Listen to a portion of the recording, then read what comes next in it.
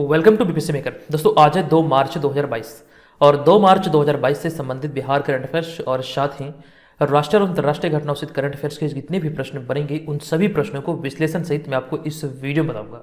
ध्यान दीजिएगा, बिहार में आयोजित होने वाले आगामी सभी प्रतियोगी परीक्षा के दृष्टिकोण से ये वीडियो आपके लिए महत्वपूर्ण है।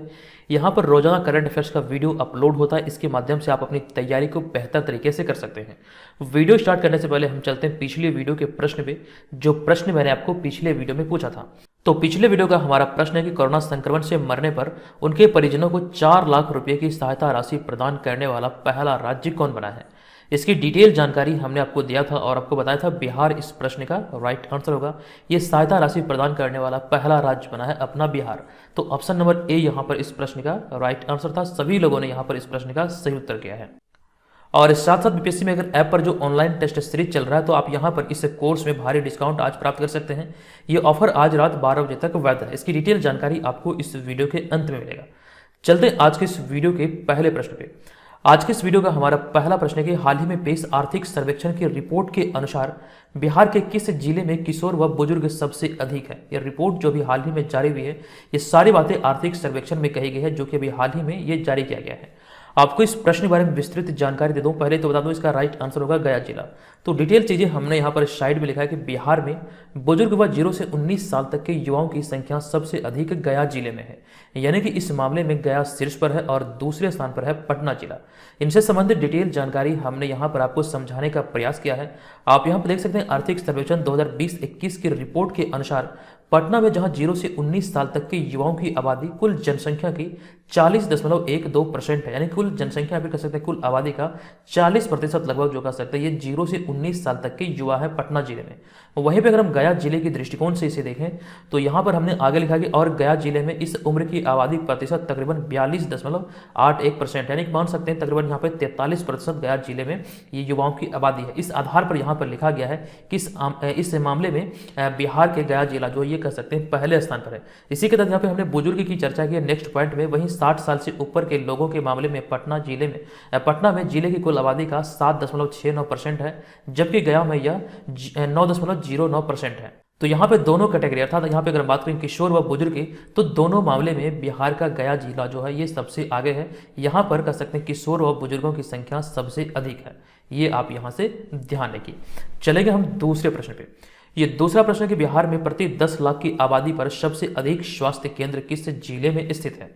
राइट आंसर होगा हमारा ऑप्शन नंबर बी अर्थात जमुई इस प्रश्न का सही उत्तर होगा। आपको डिटेल जानकारी दे दूं कि हाल ही में आई एक रिपोर्ट यानी कि आर्थिक सर्वेक्षण की रिपोर्ट में बिहार में प्रति 10 लाख की आबादी पर सबसे अधिक स्वास्थ्य केंद्र वाला जिला जमुई है, जहां पर प्रति 10 लाख की आबादी पर 180 स्वास्थ्य केंद्र है। आपको ध्यान रखना इस मामले में जमुई जिला जो ये शीर्ष स्थान पर है। वहीं पर अन्य स्थानों की अगर बात करें तो इस मामले में दूसरे स्थान पर शेखपुरा, जहां पर प्रति 10 लाख की आबादी पर 173 स्वास्थ्य केंद्र मौजूद है, जबकि तीसरे स्थान पर शिवहर है, जहां पर कह सकते हैं इसकी जो संख्या है ये 166 है। चूंकि यहाँ पर हम लोग इस प्रश्न में बात कर रहे हैं जमुई की, तो जमुई के बारे में हमने एक पॉइंट आपको पिछले साल बताया था कि बिहार में जो पक्षी महोत्सव मनाया जाता है करलव, ये पहला पक्षी महोत्सव 2020 में नागिनट्टी में मतलब आयोजित किया गया, जबकि 2022 में ये दूसरा पक्षी महोत्सव भागलपुर के कदवा में आयोजित होना प्रस्तावित है। ये चीजें यहाँ से आपको ध्यान रखना है। चलते हम अगले यहाँ पर तीसरे प्रश्न पे। ये तीसरा प्रश्न है कि हाल ही के रिपोर्ट के अनुसार बिहार की स्कूलों में SC/ST के छात्रों के नामांकन में कितना इजाफा हुआ है। ये स्कूलों की यहाँ पर चर्चा की गई है। सरकारी विद्यालयों में यहाँ पर SC/ST के छात्रों के नामांकन में कितना इजाफा हुआ यानी कितना वृद्धि दर्ज किया गया है। ये बातें भी यहाँ पर आर्थिक सर्वेक्षण की रिपोर्ट में कहा गया है। डिटेल जानकारी आपको दे दूं कि रिपोर्ट के मुताबिक बिहार की स्कूली शिक्षा में वर्ष 2012-13 से वर्ष 19-20 के बीच SC/ST के कोटे के विद्यार्थियों के नामांकन में क्रमशः 33.4% और 50.50% का इजाफा हुआ है। ये ध्यान रखें, दोनों कैटेगरी के बारे में यहाँ पर लिखा गया है। एक चीज यहाँ पर आपको पुनः बता दूं, यहाँ पर हम 50.50 इसे बिल्कुल भी नहीं पढ़ सकते, ये मैथमेटिकली रॉन्ग हो जाएगा। 50.50 पढ़ना ये बिल्कुल गलत होगा, क्योंकि आप इसे इस प्रकार से सही तरीके से पढ़ सकते हैं 50.50 पॉइंट के बाद आपको इसे तोड़ तोड़ के ही पढ़ना, एक साथ इसको नहीं पढ़ना, ये मैथमेटिकली रॉन्ग होता है। इस चीज को ध्यान रखिए। चलते हम अगले चौथे प्रश्न पे। हमारा चौथा प्रश्न है, लेकिन उससे पहले बता दूं कि बिहार करंट अफेयर्स का एक वीडियो चैनल पर अपलोड हुआ है, जिसमें कि जनवरी 2022 के सारे प्रश्नों का संग्रह किया गया वन लाइनर फॉर्मेट में। ये आपको रिवीजन के तौर पर आपको बहुत ज़्यादा हेल्प करेगी। आप लोग इसको जरूर देखिए, चैनल पर ये अपलोड है, आप वहाँ पर प्लेलिस्ट में जाकर इस वीडियो को देख सकते हैं। नेक्स्ट है चौथा प्रश्न। ये प्रश्न कि हाल ही में मैक्सिको ओपन टेनिस टूर्नामेंट पुरुष एकल का खिताब किसने जीता है? इसका राइट आंसर होगा हमारा ऑप्शन नंबर बी अर्थात राफेल नडाल इस प्रश्न का सही उत्तर होगा। आपको बता दूं कि हाल ही में स्पेन के स्टार टेनिस खिलाड़ी राफेल नडाल ने ब्रिटेन के कैमरून नूरी को हराकर मैक्सिको ओपन टेनिस टूर्नामेंट में पुरुष सिंगल्स वर्ग का खिताब अपने नाम किया है। ये आप यहां से ध्यान रखिए और यह इनका वर्ष 2022 में तीसरा खिताब है और उन्होंने इससे पहले वर्ष के यानी कि इससे पहले वर्ष के पहले ग्रैंड स्लैम ऑस्ट्रेलियन ओपन का खिताब जीता था और इसके अलावा 2022 में ही इन्होंने मेलबर्न समरसेट 1 का खिताब भी जीता था। इस प्रकार से ये जो अभी हाल ही में मैक्सिको ओपन टेनिस टूर्नामेंट का खिताब इन्होंने जीता है, तो कुल मिलाकर 2022 का ये तीसरा खिताब है जो कि राफेल नडाल ने इस वर्ष जीता है। तो राइट आंसर होगा राफेल नडाल, जो कि कह सकते हैं ये एक स्टार खिलाड़ी हैं स्पेन के। नेक्स्ट होगा पांचवा प्रश्न। यह प्रश्न के हाल ही में अमेरिकी सुप्रीम कोर्ट की पहली अश्वेत महिला जज कौन बनी है? बहुत खबरों में है और यह प्रश्न बहुत इंपॉर्टेंट है। इस प्रश्न का हमारा राइट आंसर होगा ऑप्शन नंबर ए यानी कि केतांजी ब्राउन जैक्सन। आपको बता दूं कि अमेरिका के राष्ट्रपति जो बाइडेन ने संघीय अपीलीय न्यायाधीश केतांजी ब्राउन जैक्सन को सुप्रीम कोर्ट के लिए मनोनीत किया है। सुप्रीम कोर्ट के कह सकते हैं और श्वेत महिला जज के तौर पर इन्हें भी हाल ही में मनोनीत किया गया है। यहाँ पर कुछ पॉइंट आगे लिखा गया इस प्रकार, केतांजी ब्राउन जैक्सन सुप्रीम कोर्ट की पहली और श्वेत महिला न्यायाधीश है। तो आपको ये ध्यान रखना, यहाँ से आपके प्रश्न बन सकते हैं। अमेरिका के इतिहास में अगर हम बात करें तो केतांजी ब्राउन जैक्सन सुप्रीम कोर्ट की पहली और श्वेत महिला न्यायाधीश बनी है। और साथ साथ यहाँ पे हमने आगे लिखा है हालांकि वो इस अदालत में न्यायमूर्ति क्लोरेंस थॉमस के बाद दूसरी अश्वेत नागरिक। अगर हम बात करें किसी भी कैटेगरी में नहीं बल्कि यहाँ पर सिर्फ अश्वेत की बात करें, महिला और पुरुष को अगर हम छोड़ दें, तो ऐसे में अगर हम देखें तो इस कैटेगरी में अश्वेत की कैटेगरी में ये दूसरी मतलब कह सकते हैं न्यायाधीश है। यहाँ पर आपको ये ध्यान रखना, दूसरे न्यायाधीश हैं जिनका नाम है केतांजी ब्राउन जैक्सन। अब यहाँ पे भारतीय मूल की कैमला हैरिस की अगर हम बात करें तो एक पॉइंट यहाँ से आपको ध्यान रखना है, भारतीय मूल की कैमला हैरिस अमेरिका की पहली महिला उपराष्ट्रपति बनी है। इसकी डिटेल जानकारी हमने आपको दिया था। अब यहाँ पर इसके बाद हमारा होगा छठा प्रश्न।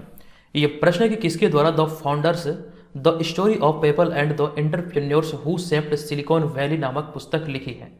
इस प्रश्न का हमारा राइट आंसर होगा ऑप्शन नंबर ए अर्थात जिमी सोनी। डिटेल जानकारी हमने यहाँ पर साइड में लिखा है। आपको बता दूं कि हाल ही में जिमी सोनी ने the founders the story of PayPal and the entrepreneurs who shaped silicon valley नामक पुस्तक लिखी है और इसे साइमन एंड शुस्टर द्वारा प्रकाशित किया गया है। इस प्रकाशन के तहत इसे प्रकाशित किया गया जिसका नाम आपको ध्यान रखना है, इस पुस्तक का नाम है the founders the story of PayPal and the entrepreneurs who shaped silicon valley. और यहाँ पर हमने आगे लिखा है यह बहुराष्ट्रीय डिजिटल भुगतान प्रणाली पेपल जो कि एक पेमेंट गेटवे है और इसी की कहानी पर प्रकाश डाला गया है इस बुक में। और इसने कैसे एक स्टार्टअप की यात्रा को कवर किया जो कि अब तक की सबसे सफल कंपनियों में से एक बन गई है। पेपल जो है ये कह सकते हैं एक पेमेंट गेटवे है जिसके माध्यम से कह सकते हैं देश विदेश में पैसा ट्रांसफर किया जाता है। और पेपल से जुड़ी भी कई सारी डिटेल जानकारी है। हालांकि ये आपके एग्जाम के पॉइंट ऑफ व्यू से उतना इंपॉर्टेंट है नहीं, लेकिन यहाँ पर प्रश्न बनाए तो ये बुक का नाम यहाँ पर आप याद रखिए। और अभी हाल ही के दिनों में कुछ महत्वपूर्ण बुक प्रकाशित हुए हैं जिनके बारे में यहाँ पर हमने लिखा है कि उमा दास गुप्ता के द्वारा जो लिखी गई पुस्तक है ये आपको ध्यान रखना है हिस्ट्री ऑफ श्रीनिकेतन, जबकि तुषार कपूर द्वारा जो लिखा गया बैचलर डैड और वहीं पे a little boy of India के जो लेखक हैं यह रस्किन बॉन्ड। तो ये सारी डिटेल जानकारी आप लोग कॉपी में नोट करेंगे तो आपको बहुत मदद यहाँ से मिलने वाली है। आप लोग वीडियो के कमेंट बॉक्स में देखते होंगे जिन लोगों यहाँ पर रेगुलर वीडियो को देखने में लगे हैं तो वैसे लोगों को एग्जाम में कितनी सफलता मिल रही है वे सारे लोग कमेंट करके मुझे बतलाते हैं। और कई सारे कमेंट ऐसे भी होते हैं जो बहुत ज़्यादा मुझे कैसे मेरे दिल को छू लेता है, तो मैं इसे कम्युनिटी पोस्ट में जरूर डालता हूँ ताकि वहाँ पर आप लोग देखें और वहाँ से आप लोगों को थोड़ी सी मोटिवेशन मिले। देखिए क्वालिटी आपको बेस्ट मिल रहा है यहाँ से, क्वालिटी के मामले में किसी प्रकार की कोई कंप्रोमाइज नहीं है। आपको यहाँ पर करंट अफेयर्स के बताने के साथ साथ यहाँ पर प्रीवियस चीज़ों को भी मैं रिवाइज कराता हूँ। मेरा यही प्रयास रहता है कि आपको चीज़ें बेहतर मिले ताकि आप एग्जाम में बेहतर स्कोर कर पाएं।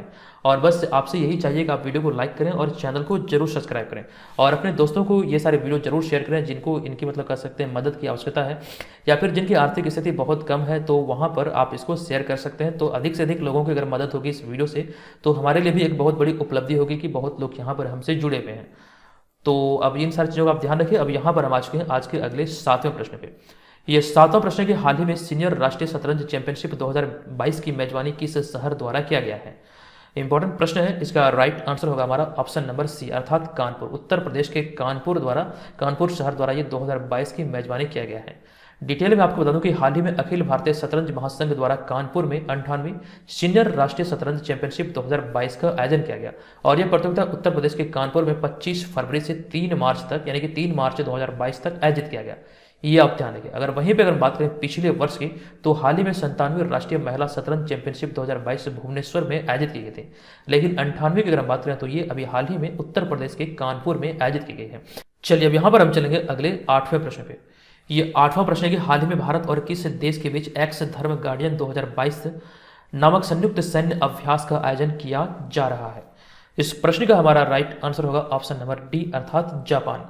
आपको बता दूं कि भारत और जापान के बीच एक संयुक्त सैन्य अभ्यास एक्स धर्म गार्डियन 2022 का आयोजन 27 फरवरी से 10 मार्च 2022 तक विदेशी प्रशिक्षण नोट कर्नाटक में आयोजित किया जा रहा है, जो कि आपको ध्यान रखना 27 फरवरी से ये शुरू हुआ और ये 10 मार्च 2022 तक ये चलेगा।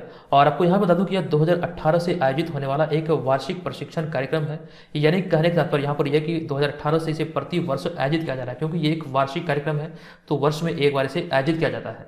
नेक्स्ट पॉइंट में हमने कुछ युद्धाभ्यास की चर्चा की है कि भारत और श्रीलंका के बीच सिम्बैक्स युद्धाभ्यास का आयोजन होता है, जबकि भारत और चीन के बीच हैंड इन हैंड युद्धाभ्यास का आयोजन होता है। भारत और नेपाल के बीच सूर्यकिरण और भी कई सारे ऐसे हैं जो कि आपको ध्यान रखना है। नेक्स्ट होगा हमारा 9वां प्रश्न।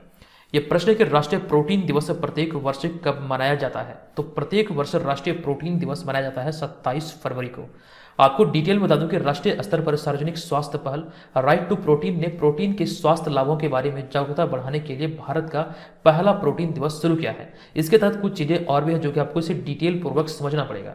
आपको बता दूं कि दरअसल कई देश 27 फरवरी को प्रोटीन दिवस के रूप में मान्यता देते हैं और 2020 से भारत भी इस आंदोलन में शामिल हो गया है। कहने का तात्पर्य यहाँ पर यह है कि कुछ ऐसे देश हैं या फिर कह सकते हैं अधिकतर ऐसे देश हैं जो कि 27 फरवरी को प्रोटीन दिवस के रूप में मनाते हैं, तो इसमें भारत भी शामिल हो चुका है और 2020 से भारत भी इस दिवस को 27 फरवरी को यानी कि राष्ट्रीय प्रोटीन दिवस के रूप में मनाता है। प्रोटीन दिवस 2020 की शुरुआत करें भारत के दृष्टिकोण से, क्योंकि 2020 में इसकी शुरुआत हुई थी, तो यहाँ पर 2020 में जो इसकी थीम थी प्रोटीन में हैशटैग प्रोटीन में क्या है, ये 2021 की थीम थी। और वहीं पर अगर हम बात करें यहाँ पर इस वर्ष की, तो इस वर्ष प्रोटीन दिवस का यह तीसरा संस्करण मनाया गया है। 2022 के दृष्टिकोण से हम इस दिवस को देखें तो वर्ष 2022 के लिए इस दिवस की थीम है खाद्य भविष्यवाद अर्थात फूड फ्यूचरिज्म। ये भी आप लोग नोट कर लीजिए। अगर नोट नहीं कर सकते बीपीएससी मेकर ऐप पर ये तमाम सुविधाएं उपलब्ध है, वहां पर जाकर के आप इसको डेली बेसिस पर प्राप्त कर सकते हैं।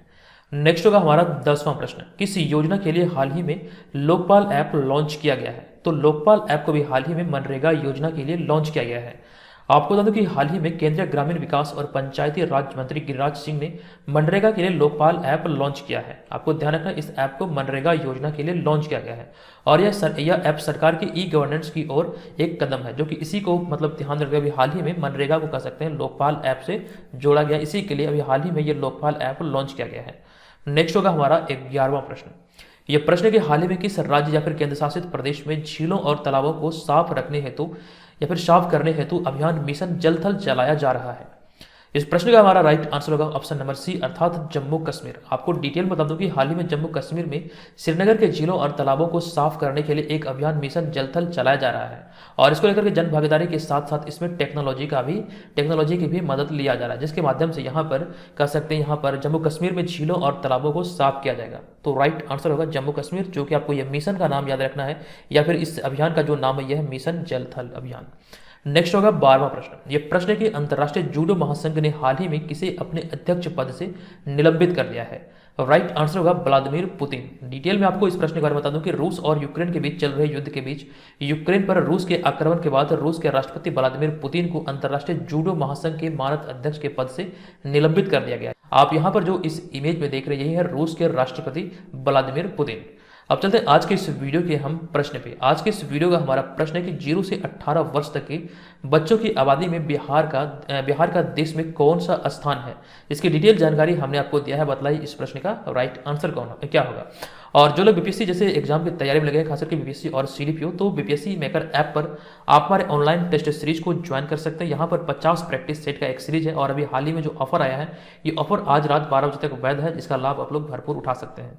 और यहाँ पर आपको इस कोर्स के तहत जो मटेरियल प्राप्त होंगे ये तो टेस्ट सीरीज होंगे, इसके अलावा आप यहाँ पर जो डेली बेसिस पर करंट अफेयर्स का वीडियो देखते हैं ये भी आपको यहाँ पर इसका नोट्स मिलेगा, जो कि आपको ध्यान रखना बिहार राष्ट्रीय अंतर्राष्ट्रीय सारे करंट इसमें शामिल होंगे, जो कि डेली बेसिस पर आपको प्रोवाइड किया जाएगा। यहाँ पर फायदा आपको ये होगा कि जब भी यहाँ पर एप्लीकेशन पे आप मेंबरशिप लेंगे तब से आगामी 1 वर्ष तक के लिए आपको मटेरियल मिलेगा और साथ साथ प्रीवियस जितने भी मटेरियल एप्लीकेशन पे पड़े हुए हैं वो सारा आपको निःशुल्क मिल जाएगा। ये भी आपको ध्यान रखना है। और इसके अलावा और भी कई सारे नोट्स हैं, कई सारे मटेरियल हैं, कई सारे टॉपिक बेस्ड नोट्स हैं, वो तमाम चीज़ें इस एप्लीकेशन पर आपको मिलने वाली है। और साथ साथ यहाँ पर जो करंट अफेयर्स का क्विज है वो भी आप यहाँ पर इसमें पार्टिसिपेट कर सकते हैं। तो दोस्तों आज के इस वीडियो में इतना ही। अगर आपको वीडियो हेल्पफुल लगे तो प्लीज़ वीडियो को लाइक कीजिए, चैनल को सब्सक्राइब करें। मिलेंगे नेक्स्ट वीडियो में, तब तक के लिए धन्यवाद। जय हिंद।